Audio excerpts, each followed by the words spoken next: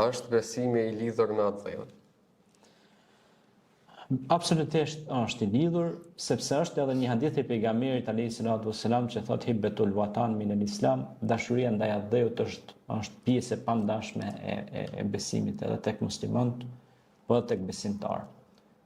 Ne sot nëse i marrim figura të ndryshme kombëtare, për shembull Hoxh Kadri Prishtina,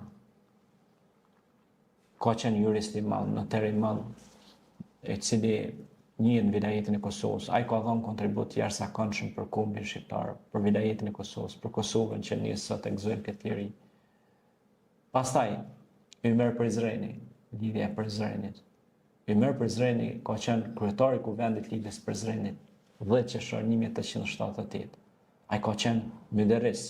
Müderris vjen nga fjala ma'ad-dirasa, medrese, ma'ad-dirasa. Kush e kryen medresen do të thotë ma'ad-daras, që i vjen nga gjuha arabe me dhon ders, me dhon ligjërata.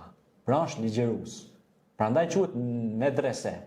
Ma'ad-dirasa vjen prej lugatul arabie, prej gjuhës arabe, do të thotë me dhon ders. Mësohet pra, praktikohet me kon vajz, ligjërues.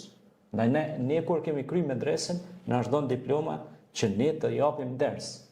Ne nuk na dhon diploma me dhon xhilbana ose ineksia, po me dhon ligjërata.